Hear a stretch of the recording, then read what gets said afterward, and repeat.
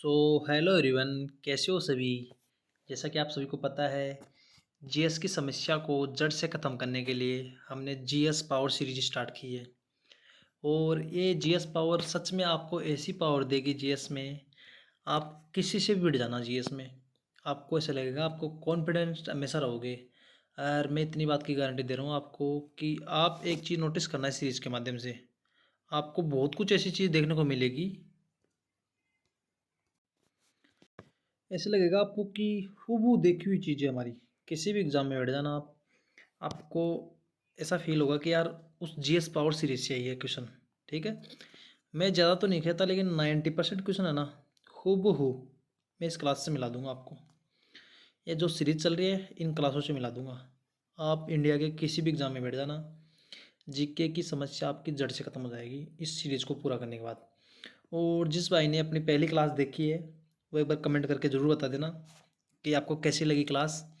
साथ में देख, मैं इतना बोल रहा हूँ भाई साहब आपको सभी को कि आप क्या करना है, क्लास ले लिया आपने, क्लास लेने के बाद तुरंत टेलीग्राम पे जाओ, इसकी पीडीएफ डाउनलोड करो।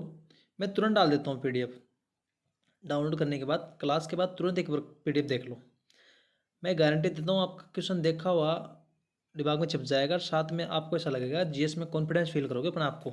ठीक है, डाटा ये इतना शानदार बनाता हूँ आपके लिए, एनालिसिस करता हूँ, पीवाई की बुक्स को एनालिसिस करके फिर लाता हूँ डाटा। ठीक है, सबसे ज़्यादा रिपीटेड क्वेश्चन रहते हैं वो लाता हूँ ताकि आपको हेल्प मिल सके। ठीक है, तो मैं बिना कोई टाइम वेस्ट किए आज की अपनी दूसरी क्लास स्टार्ट करता हूँ। फर्स्ट क्लास होगी, जिस भाई ने नहीं देखी वो ज़रूर देखना एक बार। और प्लीज़ कमेंट में अपना सजेशन ज़रूर देना कि क्या और इम्प्रूव करने की ज़रूरत है। ठीक है दोस्तों, साथ में टॉपिक आपका लेवल वाइज धीरे धीरे बढ़ता रहेगा। हर टॉपिक का क्वेश्चन बनेगा आपका, जो क्वेश्चन बनेगा मैं एक्यूरेट ठीक कराऊंगा आपको। ओके, तो करते हैं हम बिना कोई टाइम वेस्ट की स्टार्ट। तो आज हम पहले बात कर लेते हैं भारतीय इतिहास एवं स्वतंत्रता आंदोलन की बात कर लेते हैं। ठीक है दोस्तों, भारतीय इतिहास किस प्रकार क्या हुआ था। तो भारतीय कांग्रेस की बात कर लेते हैं, पहले भारतीय राष्ट्रीय कांग्रेस की। भारतीय राष्ट्रीय कांग्रेस की स्थापना 28 दिसंबर 1885 में हुई थी। ठीक है, स्थापना 28 दिसंबर 1885। ठीक है दोस्तों, किसने की थी, संस्थापक कौन थे इनके, एओ होम, एओ होम। ठीक है दोस्तों, एओ होम। प्रथम अधिवेशन कहाँ हुआ था, बम्बई में। प्रथम अधिवेशन कहाँ हुआ था, बम्बई में। क्लियर दोस्तों। प्रथम अध्यक्ष कौन थे, प्रथम अध्यक्ष डब्ल्यू सी बनर्जी, भूमेश चंद्र बनर्जी। क्लियर दोस्तों, प्रथम अध्यक्ष कौन थे, डब्ल्यू सी बनर्जी, भूमेश चंद्र बनर्जी। क्लियर दोस्तों। प्रथम मुस्लिम अध्यक्ष कौन था, बदरुद्दीन तैयब जी। कब थे, 1887 में। डायरेक्ट मिलेगा आपको क्वेश्चन एग्जाम में। प्रथम मुस्लिम अध्यक्ष कौन था, बदरुद्दीन तैयब जी थे। प्रथम अध्यक्ष कौन था, डब्ल्यू सी बनर्जी थे। प्रथम महिला अध्यक्ष कौन थी, एनी बेसेंट थी। कब बनी थी, 1916-17 में। तो 16-17 याद रखना। ठीक है, 16-17, 1916-17 में। ठीक है, प्रथम महिला भारतीय महिला अध्यक्ष कौन थी, प्रथम भारतीय महिला अध्यक्ष कौन थी, सरोजिनी नायडू। कब बनी थी, 1925 में। क्लियर दोस्तों। अब आज बात कर लेते हैं हम प्रथम अधिवेशन। जो प्रथम अधिवेशन हुआ था, महत्वपूर्ण अधिवेशन हुआ था, वो मैंने करवा दिया है आपको। और महत्वपूर्ण जो कांग्रेस में अधिवेशन होते हैं वो उनकी बात कर लेते हैं। आपको एक बात ध्यान रखना है, महत्व 1916 में लखनऊ अधिवेशन हुआ था। ठीक है, तो 1916 में कौन सा अधिवेशन, लखनऊ अधिवेशन। लखनऊ अधिवेशन कब हुआ, 1916 में। एकमात्र बेलगांव अधिवेशन ऐसा है जिसकी अध्यक्षता किसने की थी, महात्मा गांधी ने। महात्मा गांधी, बहुत बार पूछा था क्वेश्चन। ठीक है दोस्तों, क्लियर। लाहौर अधिवेशन कब हुआ था, 1929 में। 1929 में हुआ था। अध्यक्षता किसने की थी, पंडित जवाहरलाल नेहरू ने। क्लियर दोस्तों। अगले क्वेश्चन कहते हैं, इसी पूर्ण अधिवेशन का लक्ष्य घोषित किया था। इसी अधिवेशन में पूर्ण स्वराज्य की लक्ष्य घोषित किया था। किस अधिवेशन में, 1929 के अधिवेशन में बोला था पूर्ण स्वराज्य का लक्ष्य घोषित किया गया था। ठीक है दोस्तों। हरिपुरा अधिवेशन कब होता है, 1938 में। 1938 में हरिपुरा अधिवेशन होता है। अध्यक्ष कौन करते हैं, अध्यक्षता किसने की थी, सुभाष चंद्र बोस ने। क्लियर दोस्तों। आगे बात कर लेते हैं हम, महत्वपूर्ण घटनाएं क्या थी। महत्वपूर्ण घटनाएं अपने इतिहास की जो जो महत्वपूर्ण घटनाएं उनके बारे में बात कर लेते हैं। 1919 में रोलेट एक्ट होता है। रोलेट एक्ट कब होता है, 1919। जलियांवाला बाग हत्याकांड कब होता है, 13 अप्रैल 1919। क्वेश्चन मिलता है आपको, देखने को मिल गया होगा। और पूर्ण स्वराज की घोषणा 1929 में होती है। पूर्ण स्वराज की घोषणा कब होती है, 1929 में। सविनय अवज्ञा आंदोलन कब होता है? 1930 में। सविनय अवज्ञा आंदोलन कब होता है? 1930 में। ठीक है दोस्तों। और दांडी मार्च कब कब से कब तक होती है? 12 मार्च से 6 अप्रैल तक होती है 1930 में। 12 मार्च से 6 अप्रैल तक होती है 1930 में दांडी मार्च। ठीक है दोस्तों। क्लियर दोस्तों। अगली बात करते हैं भारतीय संविधान से। आधे क्वेश्चन हमने कल देख लिए थे, आधे टाइप जो संविधान से बनने वाले मेन मेन फैक्ट थे, और आधे फैक्ट हम आज बात ऐसे धीरे धीरे हम संविधान को पूरा कर लेंगे, जोग्राफी पूरा कर लेंगे, साथ साथ में सभी सब्जेक्ट कवर कर रहा हूँ। आप एक बार 10 क्लास लो, उसके बाद आपको फील होगा यार ये सीरीज काफ़ी आज आपके लिए बेहतरीन साबित होगी। ठीक है, आपको हर एग्जाम में कॉन्फिडेंस देगी। ठीक है, अब बात कर ले भारतीय संविधान में महत्वपूर्ण संविधान संशोधन की बात कर लेते हैं। तो 42वां संविधान संशोधन कब होता है? 1976 में होता है। ठीक है, तो ठीक है दोस्तों। उसमें क्या होता है? प्रस्तावना में समाजवादी, पंथनिरपेक्षता, अखंडता सब जोड़ेगी। किसमें?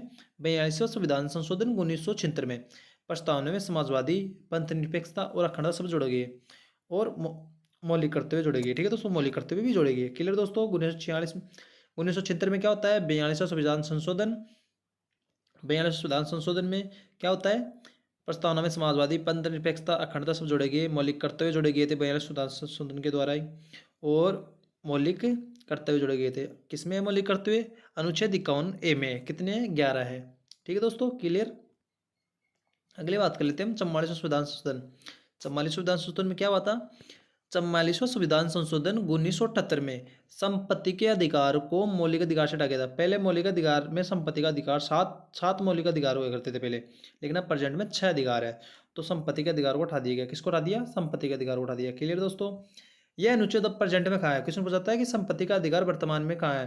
तो संपत्ति का अधिकार वर्तमान में अनुच्छेद 301 के अंतर्गत संवैधानिक अधिकार है। अनुच्छेद 301 के अंतर्गत संवैधानिक अधिकार है। अब बात कर लेते हैं 86वें संविधान संशोधन 2002 में क्या हुआ था? 86वां संविधान जब महत्वपूर्ण संविधान संशोधन पढ़ रहे हैं तो हम जो मेन मेन इंपॉर्टेंट है ना उनको ये देख लेते हैं। इससे बाहर क्वेश्चन नहीं जाएगा, जो बनेगा ना इससे इनके अंदर ही बन जाएगा क्वेश्चन, आपको देखने को मिल जाएगा। प्रीवियस ईयर उठा के देख लो, एनालिसिस करने के बाद, डीप एनालिसिस करने के बाद आपके सामने फैक्ट रख रहा हूँ। ठीक है, 86वें संविधान संशोधन 2002 में क्या हुआ था? इस अनुच्छेद के तहत 21 से जोड़ा गया था। ठीक है दोस्तों, अनुच्छेद 21 से जोड़ा गया था। ठीक है, इसमें क्या था? 6 से 14 वर्षों के बच्चों के लिए शिक्षा का अधिकार। 6 से 14 वर्ष के बच्चों का शिक्षा का अधिकार। ठीक है दोस्तों। अब बात कर लेते हैं महत्वपूर्ण अनुच्छेद के बारे में। बात कर लेते हैं महत्वपूर्ण अनुच्छेद जो आर्टिकल है उनके बारे में बात कर लेते हैं। राष्ट्रपति, आपको बताता हूँ राष्ट्रपति का आर्टिकल, हर आर्टिकल इंपॉर्टेंट है। तो अनुच्छेद 52 में क्या है? राष्ट्रपति। अनुच्छेद 52 में क्या है? राष्ट्रपति। और इंपॉर्टेंट बात कर लेते हैं, अनुच्छेद 54 में क्या है? अनुच्छेद 54 में क्या है? अनुच्छेद 54 में राष्ट्रपति का निर्वाचन। अनुच्छेद 54 में क्या है? राष्ट्रपति का निर्वाचन। अनुच्छेद 61 में क्या है? राष्ट्रपति का महाभियोग। राष्ट्रपति पर महाभियोग लगा सकते हैं। ठीक है दोस्तों, राष्ट्रपति पर महाभियोग अनुच्छेद 61 के तहत। राष्ट्रपति की संविधान की शक्ति किस अनुच्छेद में? आर्टिकल 72, अनुच्छेद 72 में। आर्टिकल 72 अनुच्छेद 72 में राष्ट्रपति की संविधान की शक्ति। अध्यादेश जारी करने की शक्ति, राष्ट्रपति के अध्यादेश की शक्ति कहाँ है? 123, आर्टिकल 123। सर्वोच्च न्यायालय से परामर्श 143 के तहत ले सकता है। आर्टिकल 143 आर्टिकल 143 के तहत ले सकता है। ठीक है दोस्तों, क्लियर। आर्टिकल 352 में क्या है? आर्टिकल 352 में क्या है? राष्ट्रीय आपातकाल लगा सकते हैं। राष्ट्रीय आपातकाल किस अनुच्छेद में है? आर्टिकल 352 में। आर्टिकल 356 में क्या है?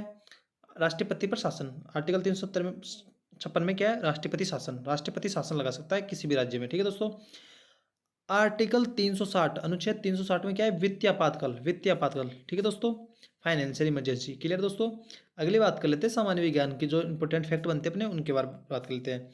अब महत्वपूर्ण खोज की बात कर लेते हैं हम। पेनिसिलिन की खोज किसने की? अलेक्जेंडर फ्लेमिंग ने। पेनिसिलिन की खोज किसने की?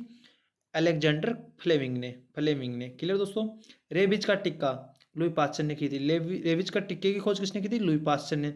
चेचक का टिक्का एडवर्ड जेनर ने बनाया था। चेचक के टिक्के की खोज किसने की थी? एडवर्ड जेनर ने। रक्त परिसंचरण, रक्त परिसंचरण की खोज किसने की थी? विलियम हार्वे ने। विलियम हार्वे ने।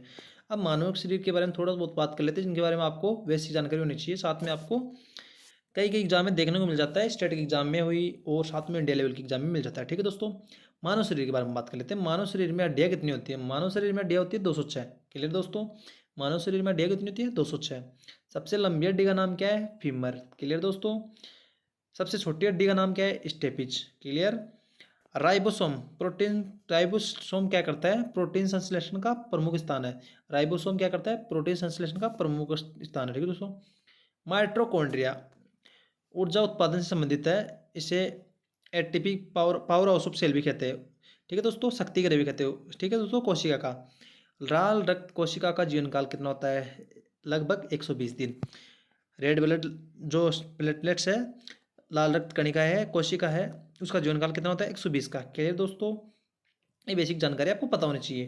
क्लियर दोस्तों, अब बात कर ले हृदय के कक्ष से।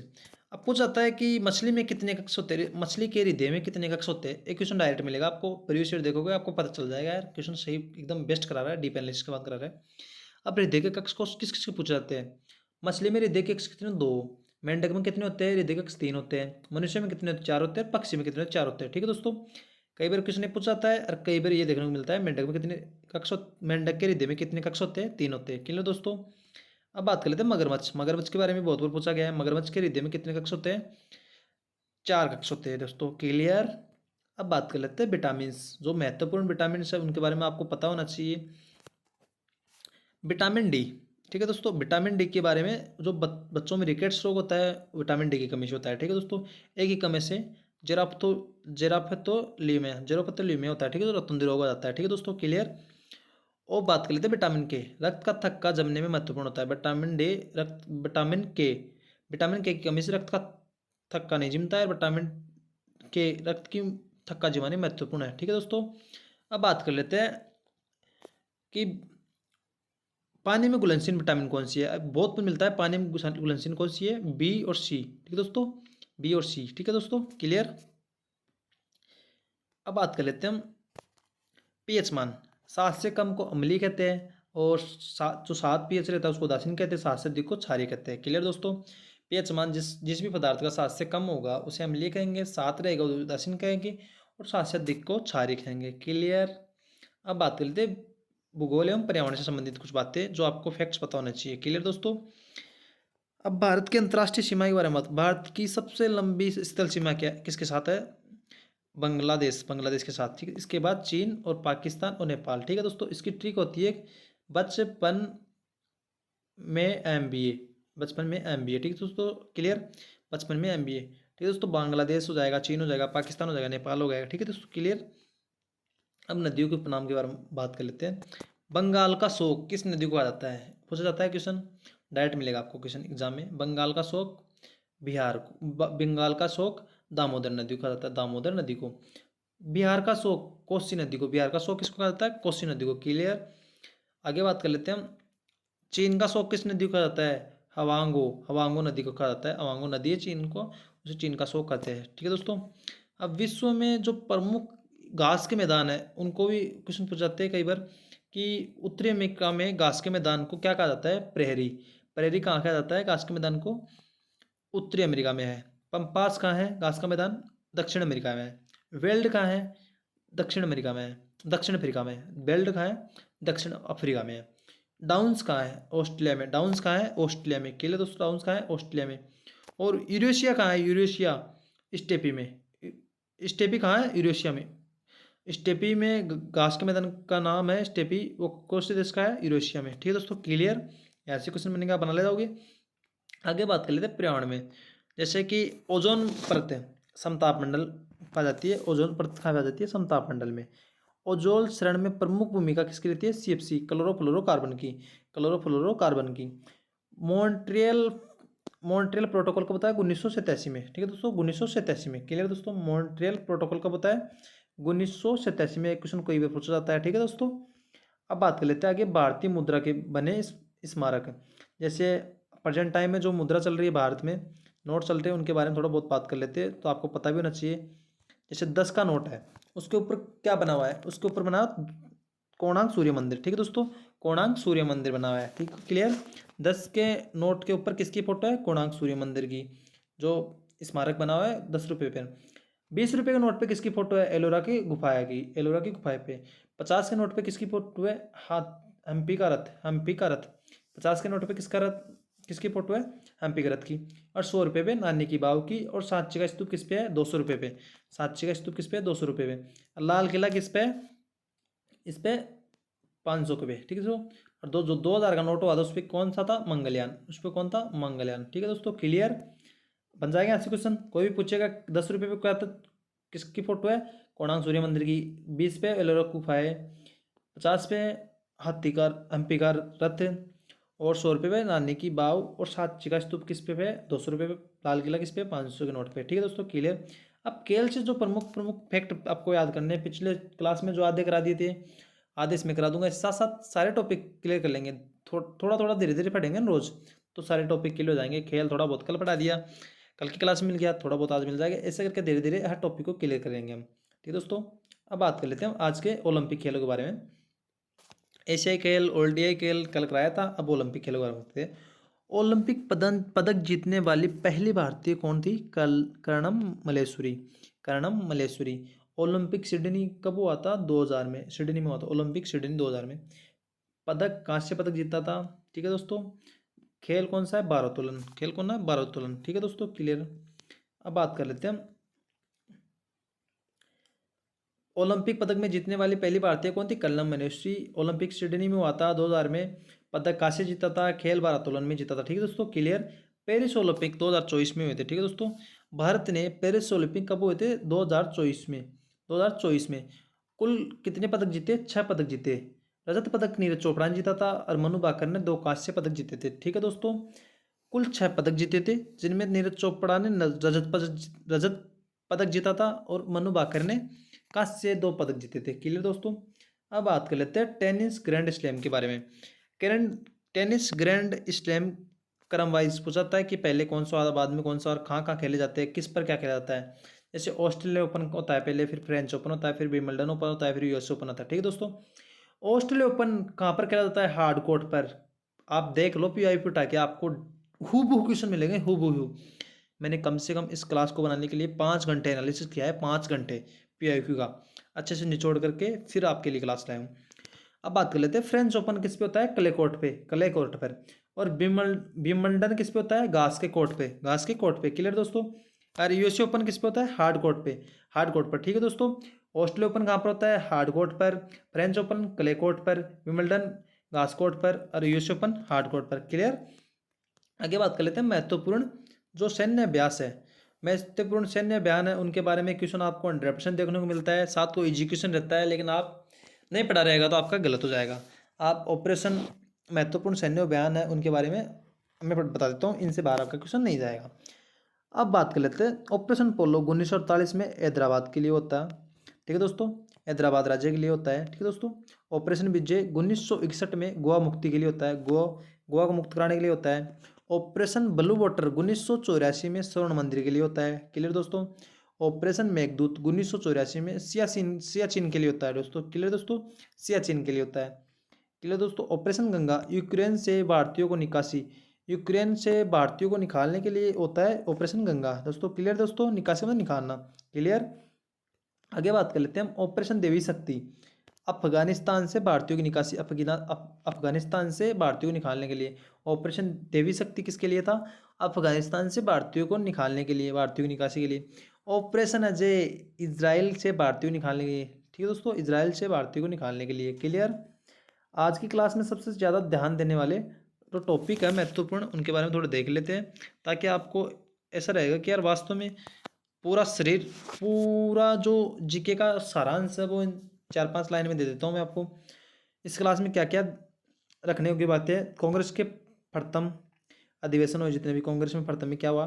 महत्व,